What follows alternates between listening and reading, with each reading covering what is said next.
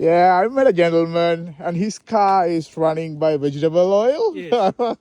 Just please explain me your converter mic. Oh, okay. So if we go around to the back, I'll explain it to you. So it's pretty simple.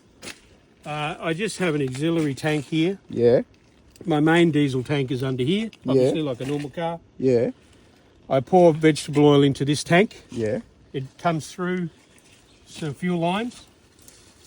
It comes into a heat exchanger, which Yeah. is just here, a little heat exchanger, which is heated by the heaters. yeah, The oil gets heated as it comes through. It just goes through a three-way system, which this switch here is my diesel oil, diesel fuel, and this is my vegetable fuel.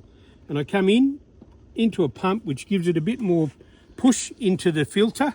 yeah, The filter goes to another filter, because the more you filter this, the better the oil will be, and the better you save yourself some problems. yeah, And then straight into the injector pump.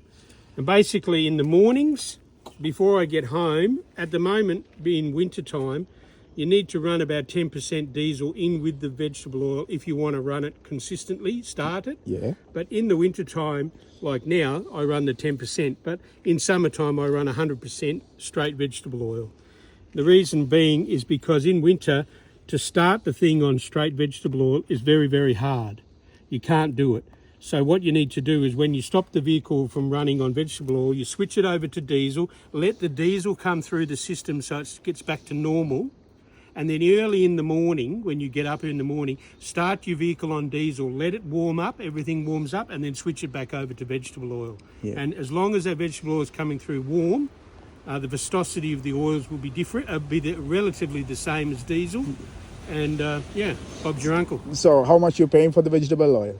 The vegetable oil is free because most places have it. They sell chicken wingdings and all those other things that you buy. Yeah, And they're trying to get rid of their oil anyway. And they usually have a lot at the back of their stores, and they just give it to you. So you just Yeah. filter it Yeah. once you get the oil, because it's full of chips and bits and pieces. Just filter it. And the way that I do that is just an old Woolworths bags. They're Yeah. sort of like, I think you buy them for about $1. They're like a cloth bag. yeah, Yeah, basically. They filter down to about 2 microns. You just tip them over a 20-litre bucket, tip the oil into it, give it about maybe overnight Yeah. to actually drain right through. And then the oil at the bottom would be filtered to 2 microns, which, if you think about it, your car runs on around about 10 micron filters.